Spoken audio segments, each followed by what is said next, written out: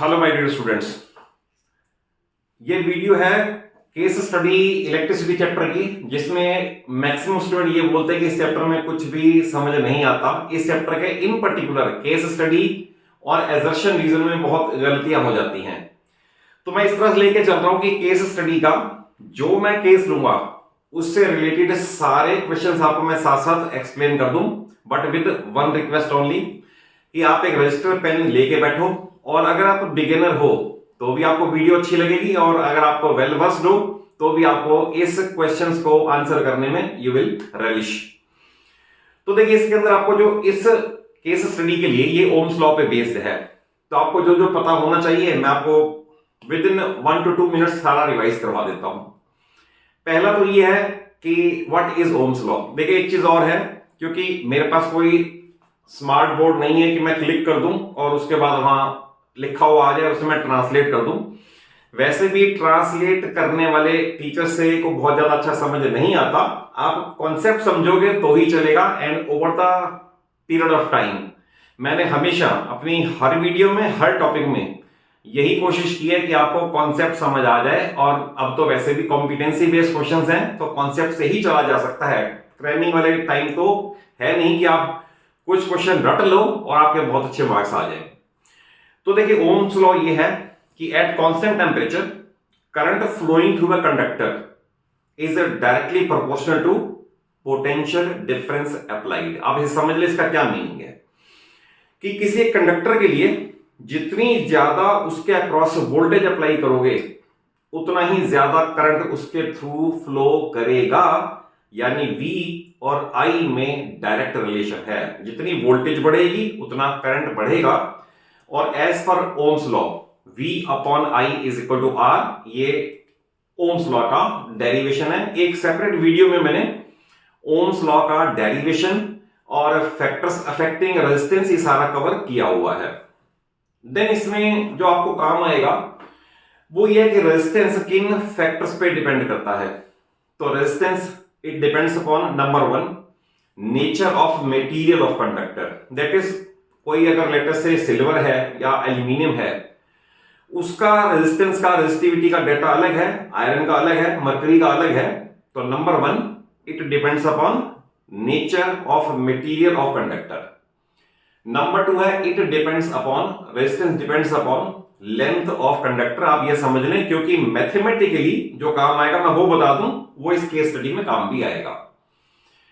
तो resistance is directly proportional to length of conductor. तो मैं इसे इस तरह से लिख सकता हूं, resistance directly proportional to length of conductor. It means length बढ़ेगी तो रेजिस्टेंस भी बढ़ेगा।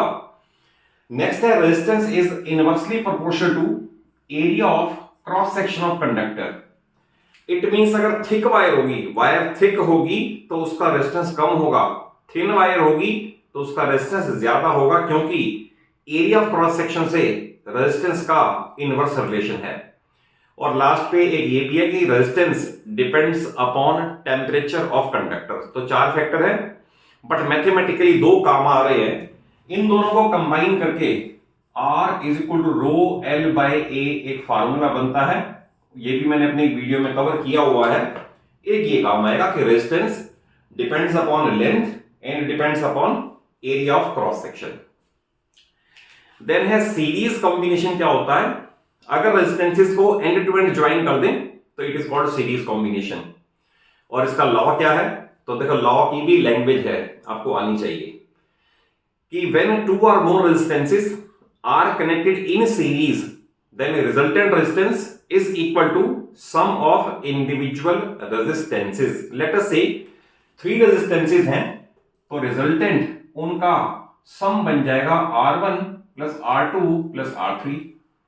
यह है law of combination of resistances in series। फिर इसमें काम आएगा what is law of combination of resistances in parallel।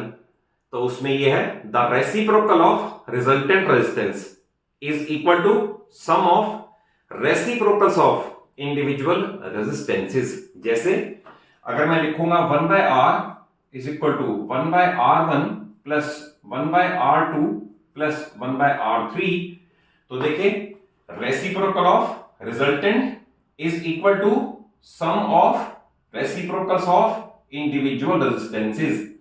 तो ये पैरेलल का भी लॉ है, तो दैट इज इन दोनों को भी हमने इसमें यूज करना है। तो देखिए केस स्टडी बेस क्या दिया हुआ है, V और I में ग्राफ दे रखा है, मैंने जो ऊपर लैंग्वेज होती है ना वो मैंने थोड़ी कट शॉर्ट कर दी है।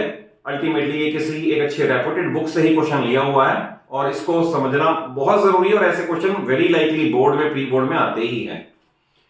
तो देखिए graph between for V and I for 4 conductors ABCD is given, तो आपको ये दे रखा है और इस पे बेस्ड ये क्वेश्चंस हैं। देखिए आप, पहला है if all conductors are of same length, मैं अंडरलाइन कर दूं जहां जहां इंपॉर्टेंट है, same length and same material. तो जब लेंथ सेम है, मटेरियल सेम है, तो सारी चीज डिपेंड किस पे करेगी, थिकनेस के ऊपर। और अभी आपको मैंने बताया थिकनेस से इसका इनवर्स रिलेशन है। तो ये पूछा कौन सी थिक है, तो थिक वो होगी जिसका रेजिस्टेंस कम होगा। आपको ऑप्शन में हमेशा एबीसीडी दे रखा होगा, तो थिक वायर का रेजिस्टेंस कम होगा, तो आपने एबीसीडी में से वो सिलेक्ट करना है जिसका रेजिस्टेंस लीस्ट है, तो वो थिक होगी। कैसे, अब उसको देखो, जज करने का तरीका देख ले। अगर सपोज एक मैंने फिक्स्ड वोल्टेज अप्लाई की, लेटेस्ट से ये वोल्टेज अप्लाई की, तो मैं ये देखता हूं कि इसमें ए में से कितना करंट फ्लो किया, लेटेस्ट से इतना फ्लो किया। मैं सपोज इसी को चेक करना चाहूं इतने ही वोल्टेज के लिए, अगर मैं डी तक चला जाऊं, डी तक, तो उसमें इतना करंट फ्लो कर गया, तो दैट इज डी में करंट ज्यादा फ्लो कर गया, तो इसका रेजिस्टेंस कम है। ए में करंट कम है, करंट कम है, तो इसका मतलब इसका रेजिस्टेंस ज्यादा है। तो इसने पूछा है विच इज थिकेस्ट, तो मैं आपको बता रहा हूं थिकेस्ट वो होगी जिसका रेजिस्टेंस कम होगा, और ऑब्वियस है रेजिस्टेंस कम उसका है जिसमें से करंट ज्यादा फ्लो हो रहा है, तो इसका आंसर आएगा डी। पहले वाले का आंसर मैं यहां लिख दूं डी। तो डी वो कंडक्टर है जिसमें सेम लेंथ सेम मटेरियल होने के बाद रेजिस्टेंस कम है, तो इसका मतलब वो थिकेस्ट है एबीसीडी में से। आई थिंक कॉन्सेप्चुअली क्लियर हो रहा होगा, अदरवाइज फिर भी आप सभी से एक ही रिक्वेस्ट है, किसी भी क्वेश्चन में किसी भी पार्ट में जरा सा भी डाउट आए जरूर कमेंट बॉक्स में जाके लिख दो और मैं उसका सर्टेनली रिप्लाई कर दूंगा आपको। और आपको कोई भी चीज कॉन्सेप्ट वाइज समझ आएगी तभी आप उसे सक्सेसफुली अटेम्प्ट कर पाओगे। Question number 2, if all have, अब आ गया सेम थिकनेस, थिकनेस सेम है, same material, that is radius same है, ये पार्ट सेम है और मटेरियल सेम है, विच इज लॉन्गेस्ट।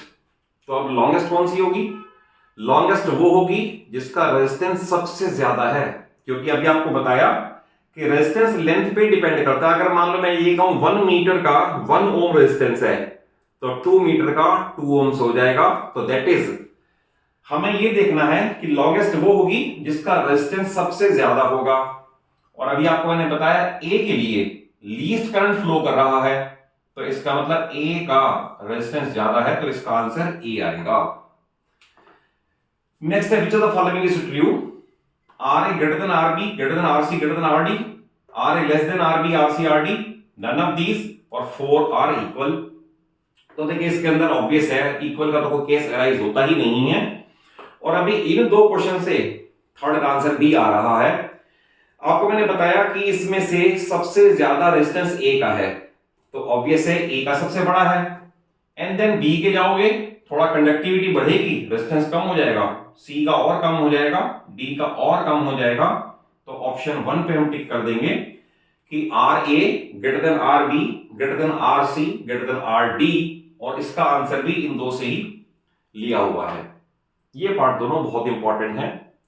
अब क्वेश्चन ये कि इसमें जो दो रेजिस्टेंस ए और बी हैं सेम मटेरियल के हैं, अगर ए और बी को सीरीज में कनेक्ट कर दें और उसका जो रिजल्ट आए उसका फिर भी एक ग्राफ ड्रॉ करें, तो आपको बताना है ग्राफ का स्लोप, स्लोप मींस झुकाव, करेक्ट। स्लोप मोर देन ए होगा, मोर देन डी होगा, लेस देन ए होगा, बिटवीन ए एंड बी होगा। तो देखिए आप इसमें कॉन्सेप्ट ही समझ लो, अदरवाइज क्वेश्चन आपको डिफिकल्ट ही लगेंगे ऐसे क्वेश्चन। देखिए जब ए और बी को सीरीज में कनेक्ट कर दोगे, तो सीरीज में कनेक्ट करने के बाद रेजिस्टेंस ज्यादा हो जाएगा। मैं यहां लिख रहा हूं रेजिस्टेंस विल इंक्रीज। अगर रेजिस्टेंस इंक्रीज हो जाएगा तो ऑब्वियस है इसके अंदर ग्राफ और भी नीचे उतर आएगा, यहां उतर आएगा, स्लोप और कम हो जाएगा। ग्राफ नीचे उतर आएगा तभी हम कहेंगे रेजिस्टेंस बढ़ गया। तो इस केस में पूछा हुआ है कि ग्राफ कैसा होगा, तो उसका स्लोप ये पूछा हुआ है, plotted again, then slope will be, ये आंसर आएगा लेस देन ए। ग्राफ और नीचे, क्योंकि जितना इसका रेजिस्टेंस है जितना इसका है, इन दोनों का ऐड होकर रेजिस्टेंस और बढ़ जाएगा। अगर रेजिस्टेंस और बढ़ जाएगा तो ग्राफ और नीचे की तरफ आ जाएगा, तो दैट इज हम कहेंगे करंट और कम फ्लो करेगा, तो इट मींस इसका रेजिस्टेंस और ज्यादा हो जाएगा, तो आंसर आएगा लेस देन ए। नेक्स्ट है C and D are connected in parallel. तो इन दो को अगर पैरेलल में कनेक्ट कर रहे हैं, अब देखो रिजल्टेंट का अगर कोई पैरेलल में कनेक्ट करोगे तो रिजल्टेंट रेजिस्टेंस लोवेस्ट से भी लो आ जाता है, ये वैसे भी पता होना चाहिए। जैसे मान लो मैं ये कहूं कि 4 रेजिस्टेंस हैं 1 2 3 4 ओम, उन्हें आपने सीरीज में कनेक्ट किया, तो सीरीज में कनेक्ट करने पे रिजल्टेंट मैक्सिमम से भी हायर चला जाएगा। और अगर 1 2 3 4 को आप पैरेलल में कनेक्ट कर दो तो रिजल्टेंट लोएस्ट से भी लो उतर आएगा। अब ये ब्रॉडली आपको बात पता होनी चाहिए। तो इस केस में है सी और डी को कनेक्ट किया है पैरेलल के अंदर, और पैरेलल किया तो रेजिस्टेंस कम हो गया। रेजिस्टेंस कम हो जाएगा तो ग्राफ और ऊपर की तरफ जाएगा, तो that is slope is more than D. अगर सपोज ग्राफ ऐसे आ जाएगा ऊपर की तरफ, ऐसे और आ जाएगा, तो इसका मतलब उस केस में और रेजिस्टेंस ज्यादा है और करंट बढ़ रहा है, तो उसका आंसर फिर आएगा मोर देन डी।